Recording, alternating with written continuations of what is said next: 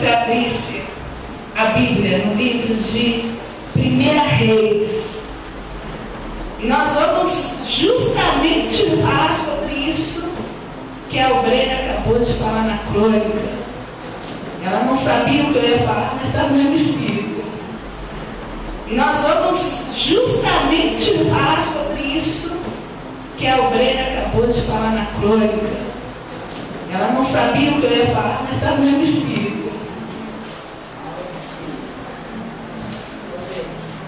Achou? 1 Reis, capítulo 22. Vamos pedir para que o Senhor ele fale conosco nessa noite. Em nome de Jesus.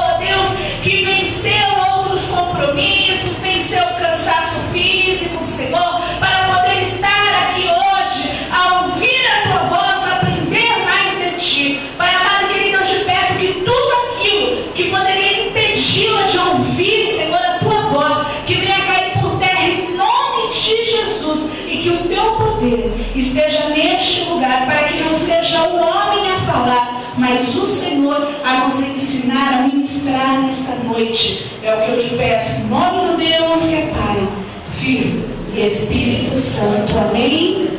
Graças a Deus. Amém, pessoal? Amém. A palavra de Deus diz assim: e estiveram quietos 3 anos, não havendo guerra entre a Síria e Israel. Porém, no 3º ano, sucedeu que Jeosafá, rei de Judá, desceu para avistar-se com o rei de Israel. E o rei de Israel disse aos seus servos: não sabeis vós que Ramote de Gileade é nossa? E nós estamos quietos, sem a tomar da mão do rei da Síria? Então perguntou a Josafá: irás tu comigo a peleja a Ramote de Gileade? E disse Josafá ao rei de Israel: serei como tu, e o meu povo como o teu povo, e os meus cavalos como os teus cavalos. Disse mais Josafá ao rei de Israel: peço-te, consulta hoje a palavra do Senhor. Dá uma paradinha. Então veja o que aconteceu. Naquela época existia ali, as regiões, e aí eles estavam há 3 anos, sem que houvesse guerra. é que o rei de Judá foi visitar o rei de Israel. E aí o rei de Israel falou assim para o rei de Judá: olha, a gente tem que conquistar as nossas terras, que estão lá na mão dos reis da Síria. E eu quero ir lá e eu quero guerrear. E aí ele falou assim: você irá comigo? E aí o rei de Judá falou assim: olha, nós vamos sim, o meu povo será o teu povo, os meus cavalos serão teus cavalos, porém nós vamos consultar a palavra de Deus. Aí olha só o que aconteceu, né? Lá no 5 que ele falou, né? Peço-te, consulta hoje a palavra do Senhor. Então o rei de Israel reuniu os profetas, até quase quantos? 400 homens, e disse-lhes: irei a peleja contra Ramote de Gileade, ou deixarei de ir? E eles disseram: sobe, porque o Senhor a entregará na mão do rei. Então veja bem, aquele rei de Judá, né, da cidade vizinha ali de Israel, que foi visitar, o que aconteceu? Ele falou assim: ó, eu me disponho a ajudá-lo, porque Israel era de Deus, Judá era de Deus. Então ele falou: eu me disponho a ajudá-lo, só que você tem que consultar para ver se isso daí é da vontade de Deus. Aí este rei, né, o rei de Israel, que queria guerrear, que queria ir lá, ele pegou e juntou ali 400 profetas e perguntou para os profetas: a gente deve ir para a batalha? É da vontade de Deus que nós venhamos a ir lá guerrear? E estes homens responderam o quê? Que sim. Sobe e vai o quê? Guerrear. Subir a guerra é que pode, porque o Senhor vai entregar nas suas mãos. Então o povo falou, os profetas, os 400 profetas falaram: pode subir para a guerra, porque o Senhor a entregará na mão do rei. Em outras palavras, rei, pode ir, porque Deus já te deu a vitória. Pode ir, que a vitória é sua. Vai lá, que Deus é contigo, rei. Deus vai entregar os inimigos na sua mão. Olha só quantos profetas? 400 profetas falaram isso em nome do Senhor. Por que eu fiz isso daqui, ó? Você vai entender agora. Continuando. Disse, porém, Josafá: não há aqui ainda algum profeta do Senhor a qual possamos consultar? Então Josafá falou assim, ó, que era o rei de Judá, né, que estava se predispondo a ajudar o rei de Israel, mas ele estava com o pé atrás, ele queria ajudar se fosse da vontade de Deus. Então ele falou assim: mas será que não tem mais nenhum profeta aí?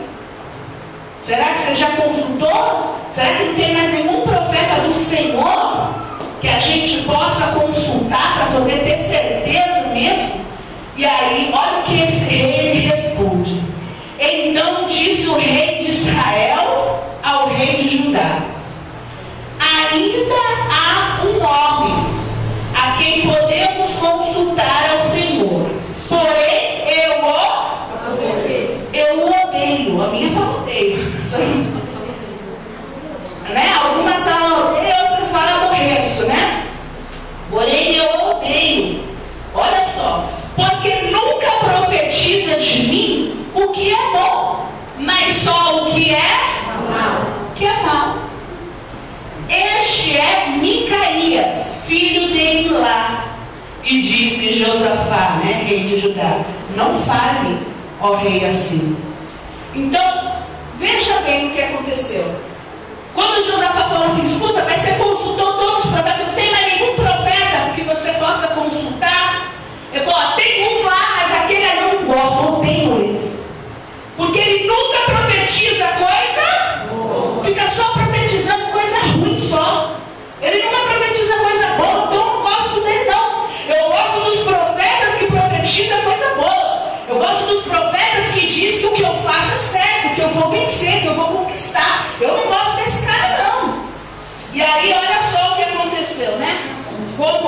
Josafá falou assim: mas rei, não é assim, né? Então o rei de Israel chamou um oficial e disse: trazei-me depressa a este profeta Micaías, filho de Imlá. E o rei de Israel e Josafá, rei de Judá, estavam assentados cada um no seu trono, vestidos de trajes reais na praça, à entrada da porta de Samaria. E todos os profetas profetizavam na sua presença. E Zedequias, filho de Kenaná, fez para si um chifre de ferro e disse assim: assim diz o Senhor, com estes ferirás aos sírios, até de todo os consumir. Olha só, um destes profetas, ele chegou até a fazer o quê? Um chifre, né? Fez uma arma para falar assim: ô rei, o Senhor que está me falando que, ó, com esse chifre você vai ferir todo mundo, vai ganhar guerra. Olha só. E todos os profetas profetizaram assim, dizendo: sobe a Ramote de Gileade e triunfarás, porque o Senhor a entregará na mão do rei. E o mensageiro foi chamar a Micaías, né, aquele profeta que, segundo o rei, não profetizava coisa boa. E aí ele disse assim, ó, e falou-lhe, né, a Micaías dizendo: vês aqui que as palavras dos profetas a uma voz profetizem coisas boas para o rei. Seja, pois, a tua palavra como a palavra de um deles, e fala o bem. Então o rei mandou um mensageiro chamar aquele profeta. O mensageiro já deu o recado já. O mensageiro já falou o seguinte: falou só, o seguinte, o rei está te chamando. E todos os profetas já profetizou que é de Deus ir para a guerra. E você faça a mesma coisa. Você profetize que é de Deus ir lá. Olha só. Eita, mas agora quem manda é os homens, né? Aqui nessa passagem. E aí ele responde assim, ó, lá no 14. Porém Micaías disse: assim como vive o Senhor, que o que o Senhor me disser, isso eu falarei. Olha só que forte. Ele comprou uma briga, hein? Comprou uma briga? Comprou uma briga com o rei. E vindo ele ao rei, o rei lhe disse: Micaías, iremos a Ramote de Gileade a peleja, ou deixaremos de ir? Né? Fez uma pergunta: iremos ou deixaremos de ir? E lhe disse: sobe, e será bem sucedido, porque o Senhor a entregará na mão do rei. E o rei ainda lhe disse: até quantas vezes te conjurarei que não me fales senão a verdade, em nome do Senhor? Então disse ele: vi todo Israel disperso pelos montes, como ovelhas que não têm pastor. E disse o Senhor: estes não têm senhor, tornem cada um em paz para a sua casa. Então o rei de Israel disse ao rei de Judá, chamado Josafá: não te disse eu que este homem nunca profetiza de mim o que é bom, senão só o que é mal? Dá uma paradinha. O rei ficou bravo. O rei falou assim: a gente vai ou não vai? Ele falou assim: quer ir? Não, mas eu quero ouvir a verdade. A verdade é que se você for para a guerra, você vai morrer. E aí o rei vira para o rei e fala: falei para você que esse cara aí, ó, ele não é a favor, ele só é contra a gente. Falei para você que ele só profetiza aquilo que é mal. Você atenção nessa história, pessoal? Hoje nós vamos aprender 2 lições com essa história. Amém? Nós já falamos dela outras vezes, mas eu creio que a cada dia o Senhor tem algo novo a nos revelar. E hoje, a primeira lição que nós vamos aprender é essa, ó. Segura aqui, obreiro. Primeira lição que nós vamos aprender é essa. Qual é o nome dessa lição? Bênção disfarçada. Pastor, o que significa isso? Pessoal, você prestou muita atenção nessa história? Ficou claro da maneira como a gente leu? Você conseguiu entender o que houve nessa história? Porque se você conseguiu entender, você vai entender que os nossos pensamentos, às vezes, não são como os pensamentos de Deus. E nem os pensamentos de Deus não são como os nossos pensamentos. Veja bem, ele perguntou: eu devo ir? Sobre o que este profeta falou? Não. Quando Deus disse através desse profeta, não deve ir, porque muitas pessoas não entendem que não também é resposta. Não também é resposta. Às vezes a pessoa pede algo e Deus responde não. Sabe o que acontece? Quando Deus responde não, essa pessoa, ela fala assim: Deus não me responde. Eu estou esperando ainda a resposta. Deus já deu a resposta. A resposta é não. Mas quando a resposta é não, ela acha que Deus ainda não respondeu. E às vezes ele já respondeu. Uma vez uma jovem estava com uma dúvida, falou: Deus tem que ouvir minha oração.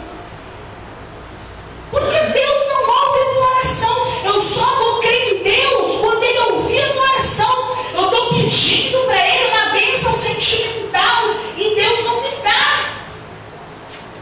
Poxa, Deus então não ouve minha oração?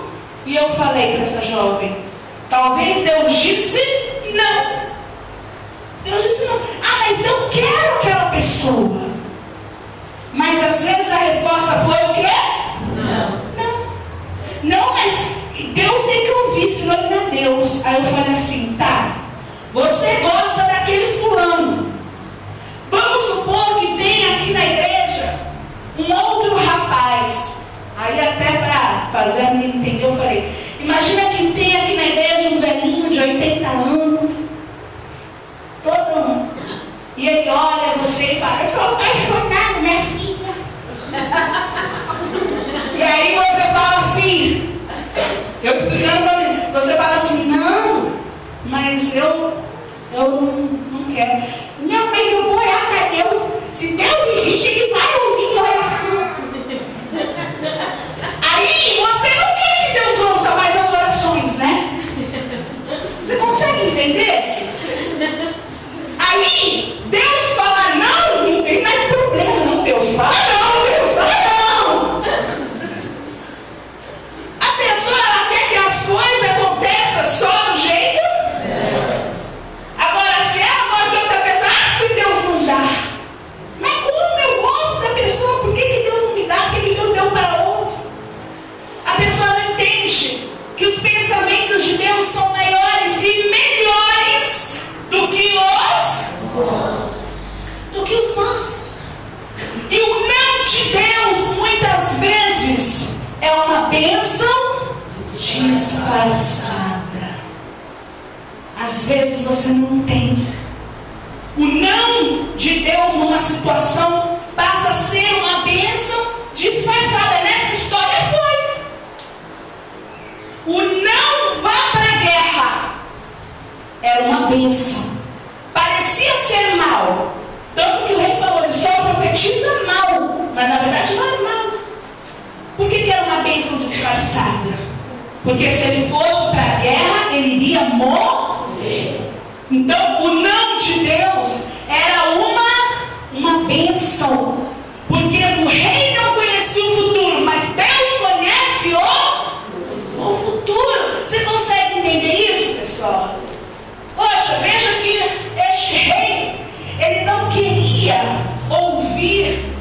a vontade de Deus. Ele queria ouvir o que era bom aos ouvidos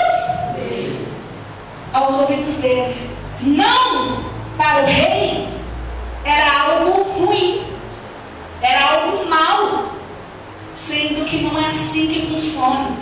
Eu gosto daquela palavra de Colossenses 3, que diz assim, ó: pensai nas coisas que são de cima e não nas coisas terrestres. Essa palavra, por que ela é forte? Por que ela ensina? Pensai nas coisas que são de cima. Quando você pensa nas coisas celestiais, nas coisas que são de cima, você está pensando assim: meu Deus, que seja feita a tua vontade. Você está pensando: qual é a vontade de Deus na minha vida? O que eu tenho que fazer para agradar a Deus? Como que eu posso fazer para continuar firme com Deus? É assim que você está pensando. Mas quando você está pensando nas coisas terrenas, você está pensando assim: o que eu tenho que fazer para agradar a minha carne? O que a minha carne quer? O que eu quero? Qual é a minha vontade, o meu desejo? O que eu quero? Você consegue entender isso? Esse rei, ele queria ir para a guerra de todo jeito. Era o que ele queria. Ele queria ir para a guerra em ponto final. E qualquer um que falasse que não era para ele ir, era um problema para ele. Ele não conseguia enxergar que por trás daquele não existia vida. Por trás daquele não tinha uma bênção ali. Você consegue entender isso, pessoal? Para você entender melhor, quem aqui já fez aniversário? Ainda bem, né? Final da vida.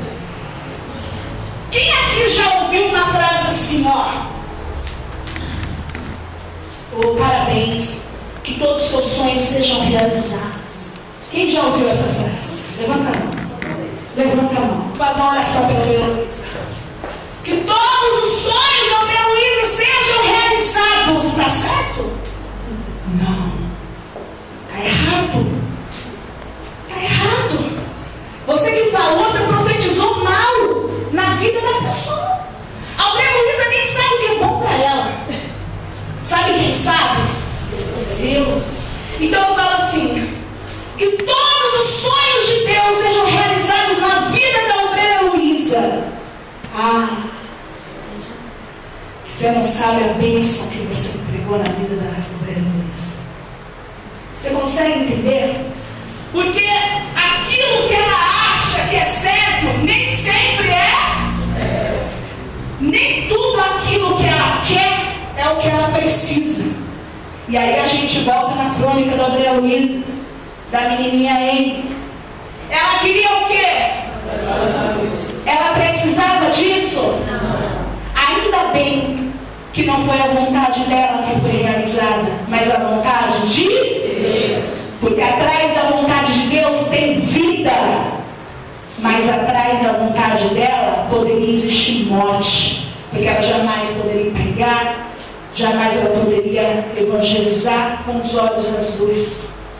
Você consegue entender isso, pessoal? Você está conseguindo entender o que essa palavra ela nos ensina? Poxa, nem sempre o homem sabe o que é bom para ele, nem sempre, mas Deus sabe. Deus sabe.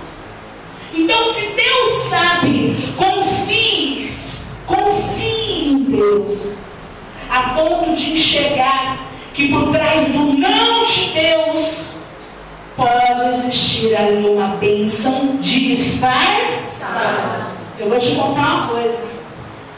Para aqueles que são de Deus verdadeiramente, tá, pessoal? Não para os que fingem. Para aqueles que são de Deus verdadeiramente, até mesmo um fracasso momentâneo pode ser uma bênção disfarçada. Sabia? Às vezes você não enxerga. Eu vou dar um exemplo para você. Eu fabrico cadeira dobrável. E estava lá fabricando minhas cadeirinhas, naquele tédiozinho de vida, lá, martelando, não conseguia sair do lugar, não conseguia olhar, sonhava com crescimento, não conseguia olhar nada. E aí, um dia eu fiquei sem pedido. Aliás, antes, enquanto eu estava lá fazendo a minha cadeirinha,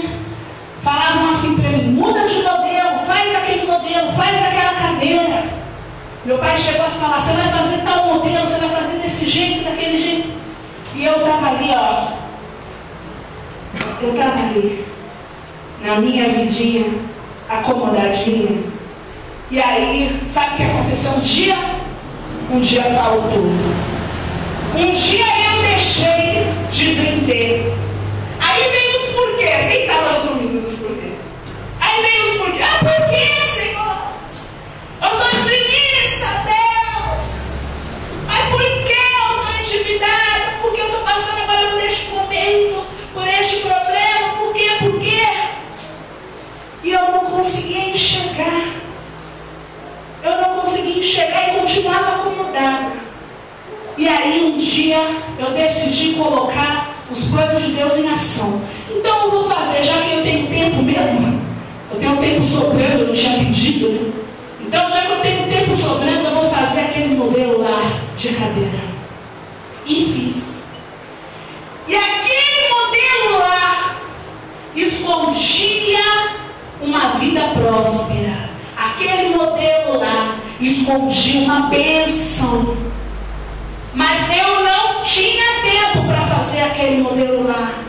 Porque eu estava aqui, ó. Então quando faltou, eu tive que fazer aquilo que aquele pessoal no sítio teve que fazer. Conhece a história do sítio?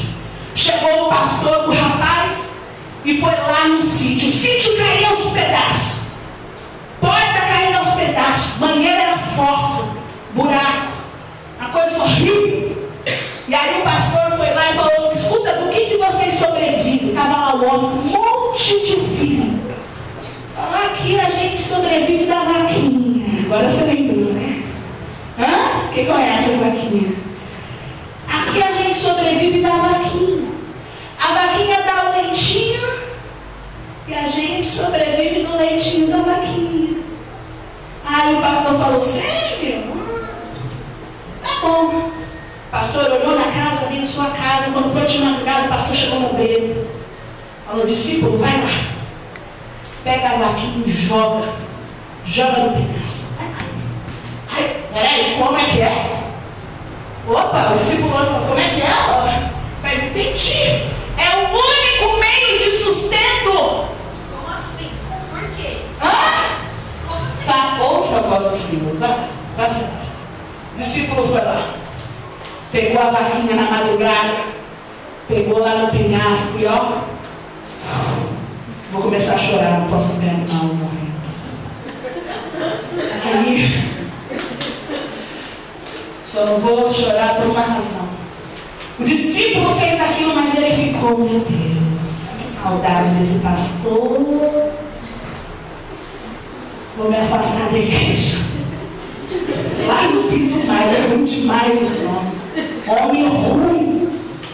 E aí, esse discípulo, né, se dispensou, mas ele não dormia, pessoal, era dia e noite. Os anos se passaram e esse homem lá falava, meu Deus do céu, sua vida está ruim para mim. Imagina para esse homem como deve estar. Vou ter que voltar lá e me pedir perdão para esse homem, senão Deus vai um dia cobrar de mim. Eu vou pedir perdão para esse homem, eu vou ter que ir atrás dele. Aí esse discípulo vai, e quando chega lá, ele fala, ué, eu tinha certeza que era nesse caminho. Ele olha de um lado, olha do outro, ele vê uma mansão imensa, ele fala, peraí, que mansão é essa, né? E aí ele foi baixo lá e fala, escuta, tinha uma famíliazinha, eles devem ter se apertado tanto que deve ter vendido o sítio para vocês, coitados, você sabe para onde eles foram? E aí o homem vem e fala, não, é da gente mesmo, é da gente. Como assim? Não, é a gente mesmo, aqui sempre foi nosso. Não, mas eu vim aqui há muitos anos atrás, tinha uma vaquinha, a vaquinha. Nem te falo, daquela vaquinha, depois que aquela vaquinha morreu, a gente começou a passar fome. Fome. Aí, teve que se o quê? Se virar. A gente olhou para a terra e falou, olha o tamanho dessa terra. A gente nunca reparou que aqui dava para plantar. Poxa, olha quantos hectares tem aqui. Eu nunca reparei que eu posso pegar aqui e multiplicar, fazer gado, ter gado, animais.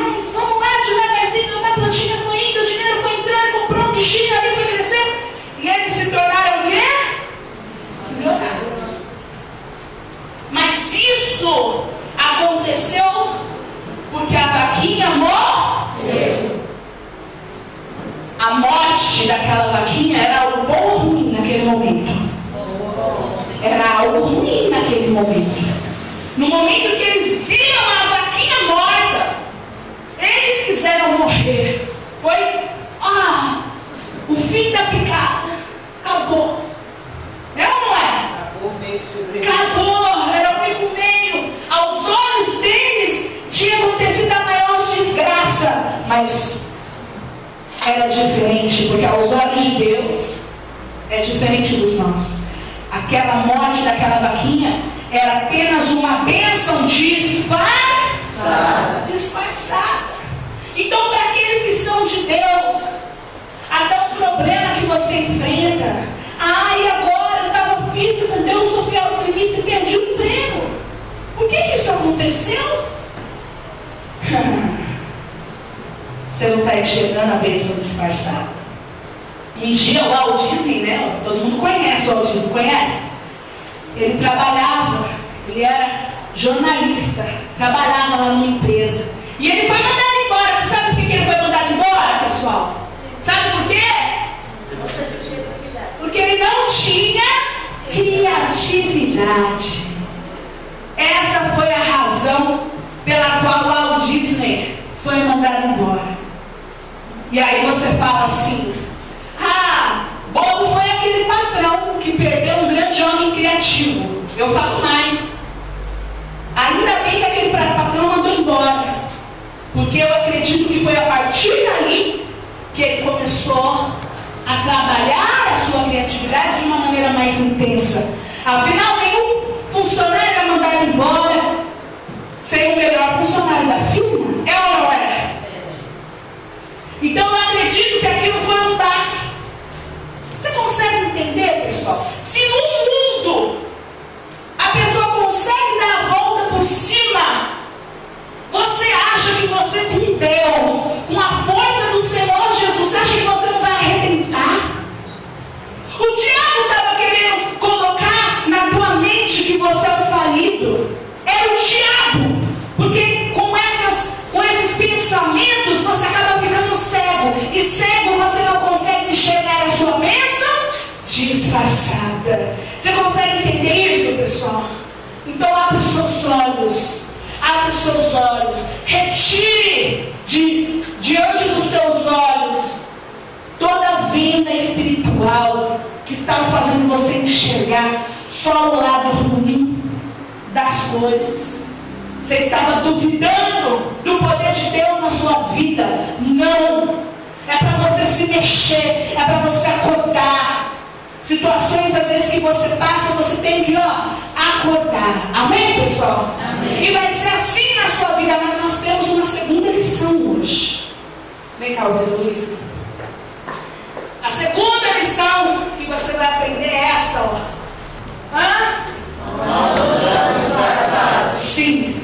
Porque se de um lado você precisa ter discernimento para enxergar a bênção disfarçada, do outro lado você precisa ter discernimento para enxergar, para ter cuidado, né? Enxergar a maldição disfarçada. Agora eu vou cair do outro lado. Aqui eu caí no que o profeta falou. Agora eu vou cair no que os 400 profetas falaram. Os 400 profetas falaram para o rei de Israel que ele podia ir para a guerra. Que se ele fosse para a guerra, ele ia vencer. E isso, na verdade, era uma maldição disfarçada.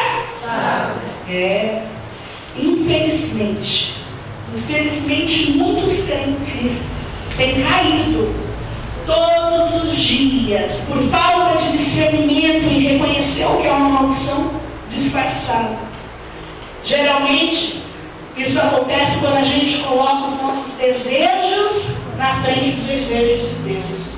Como eu falei, esse rei queria ir de todo. Ele já queria, era vontade dele, era vontade do coração dele guerrear. Então ele tinha aqui um apoio. Ele pegou e segurou nesse apoio. Você tem que tomar cuidado que se de um lado existe a bênção disfarçada, você Se de um lado a aprovação que você está vivendo momentaneamente pode esconder uma bênção realmente disfarçada, por outro lado, o desejo carnal na sua vida pode te impedir de enxergar a maldição disfarçada. Pessoal, eu já vi pessoas que saíram da igreja, já vi pessoas que esfriaram, eu já vi pessoas que vieram para a igreja e oraram: meu Deus, eu quero emprego. Aí apareceu um emprego. E aí o emprego, a pessoa fala assim: só que você não vai mais para o culto, você vai chegar em casa tarde, você vai isso, você vai aquilo. A pessoa quer trabalhar, ela não tem paciência para esperar a bênção, e aí ela acaba caindo na maldição disfarçada. Aí ela vai para o emprego que ela não consegue vir mais para a igreja. Aí ela começa a esfriar. E aí, se ela começa a esfriar, ó, a vida espiritual dela, para onde vai? Ó, para o buraco. E a vida espiritual dela indo para o buraco, a financeira, e todo o resto vai junto. Porque o diabo é assim: quando uma coisa cai, vem puxando tudo desaba. Não é só uma área da vida, não, é tudo. O diabo, ele quer destruir a sua vida toda. Por isso é que você tem que estar em constante vigilância. Aí você não vigia, e aí isso acaba sendo uma maldição. Então você tem que ter cuidado. Você tem que tomar muito cuidado com as pessoas que você se envolve. Você tem que tomar cuidado com o seu meio de amizade. Sim.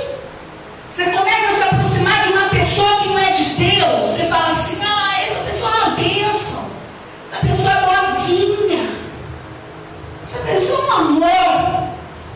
Mas pode ser uma maldição disfarçada, que vai ser usada para te afastar da presença de Deus. Assim também na sua vida sentimental.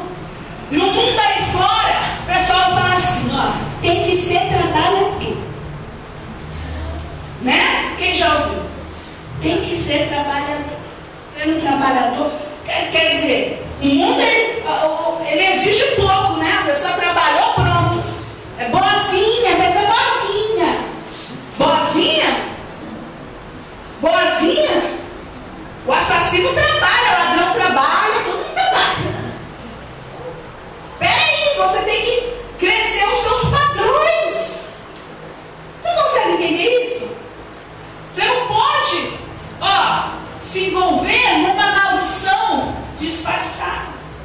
Que uma hora o disfarce cai e você enxerga a maldição, mas aí já vai ser tarde demais.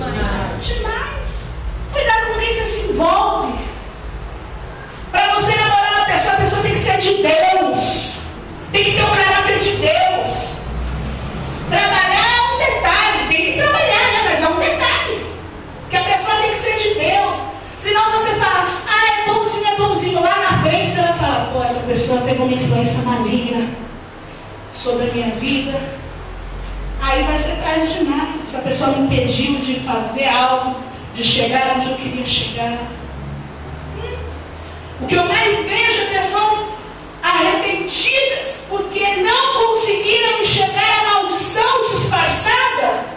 E aí, é claro, depois que o disfarce cai, depois que a capa, né, cai, aí a pessoa se dá conta. Mas aí já é tarde demais. A gente tem que, olhar lá na frente. Olhar lá na frente. Quando uma pessoa vem se orientar com a pastora, eu já sou chata. Eu já olho lá na frente. Daqui um ano, eu olho a curto, médio e longo prazo. Ai, pastor, eu gosto do fulano. Então vamos lá. A curto prazo, a médio prazo, a longo. Você já olha lá na frente. Para você conseguir discernir se vai dar certo ou se vai dar errado. Você tem que tomar cuidado. Cuidado porque o diabo, ele quer que você caia na armadilha. Volta para essa passagem. Será que esse rei ouviu? Será que ele ouviu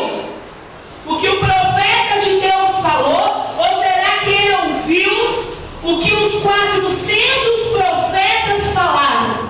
Quem será que ele ouviu?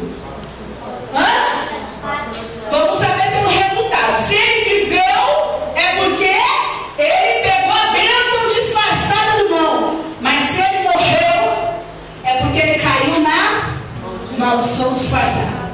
Vamos lá, vamos ver o que aconteceu. Versículo 34, tá, pessoal? Capítulo é 22 mesmo.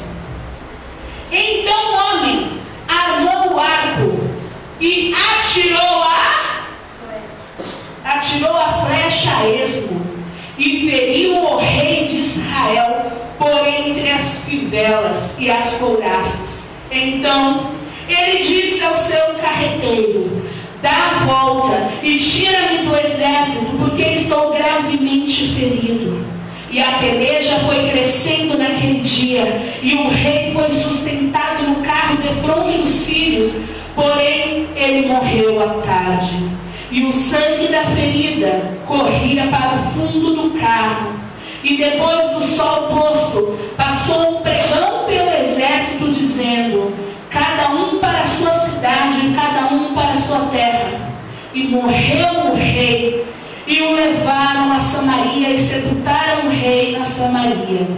E, lavando-se o carro no tanque de Samaria, os cães lamberam o seu sangue. Ora, as prostitutas estavam ali, conforme a palavra que o Senhor você tinha dito, você tinha falado. Então, pessoal, olha só esse rei. A carne dele queria ir para a guerra. Então, no final, no fundo, ele não ouviu o que os 400 profetas falaram. Aquilo foi só uma desculpa. No fundo, o que ele fez? Ele ouviu a si. Ele fez o que a carne dele desejava fazer. Porque se ele quisesse ouvir a voz do Senhor, ele teve a chance de viver. Você está aqui, você está vivo. Amém, pessoal? Quem está vivo? Se você está vivo, você tem a chance de escolher. Ou você ouve a voz de Deus, mesmo que esta não fale aquilo que você deseja ouvir. Ou você ouve a vontade da sua carne. E a sua carne vai gritar. A sua carne vai falar. E o diabo, para poder fortalecer a tua carne, vai usar pessoas ao seu redor, como usou lá os 400 que se diziam que profetas. Vai usar pessoas para querer fortalecer o seu desejo carnal. E aí quando você cai no buraco, os 400 lá, vê se eles foram para a guerra. O profeta não vai para a guerra não. Mas o rei morreu. Com o povo que estava ali na guerra, aquele povo morreu, muitos morreram.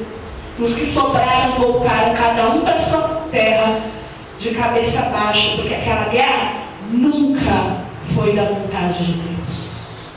Coloca a vontade de Deus na tua vida. Não deixa a tua carne gritar. Mesmo que a tua carne fale: eu quero ir para este lado. Você fala: Senhor, eu vou ouvir a tua voz. E falar: Senhor, não é querer tirar uma palavra para pecar, igual os jovens fazem, né? Muitos jovens. Está novinho na igreja, tudo quer tirar a palavra. Ai, vou tirar uma palavra para saber se eu devo me prostituir. Bem, você sabe que na Bíblia está escrito o quê? Não se prostituirá. Então é óbvio que Deus ele não quer. Então não se engane. Não se engane. Principalmente os jovens na vida sentimental. Não se engane. Você consegue entender isso? E toda igreja começa a olhar quando acontecer algo na sua vida e Deus fala não. Você olha para aquilo e fala assim: eu vou confiar em ti, Senhor. Eu vou confiar em Ti. Eu vou confiar que eu vou dar testemunho lá.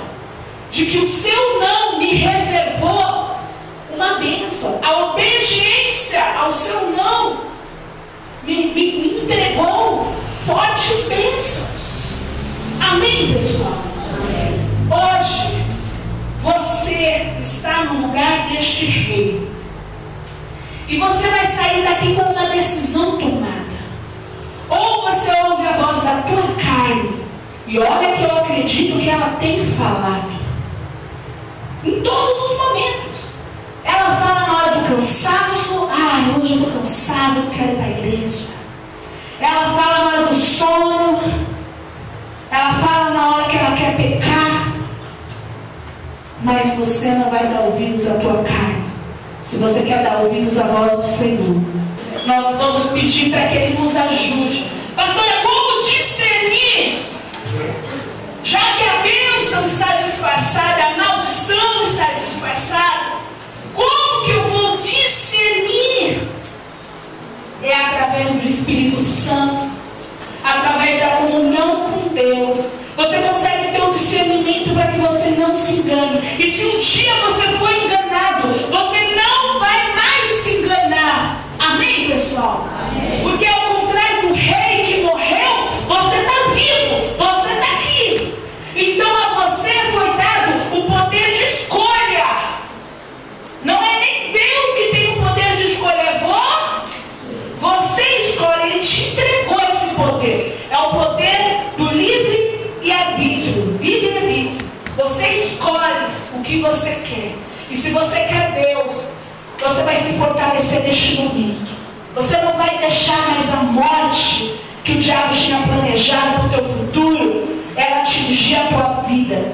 A morte que estava querendo atingir a tua vida, ela cai por terra hoje em nome de Jesus. Porque você vai sair daqui fortalecido. Você vai sair daqui com as vendas espirituais caídas no chão. E você vai poder enxergar. Amém? Amém. Disse que um dia entenderia que é uma bênção. Já viajei, muito andei, e Jesus nunca me abandonou.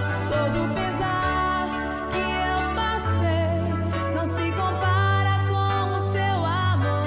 Divide as ruins, divide as bons, e quando eu já não aguentava mais, agora sei, foi uma bênção disfarçada.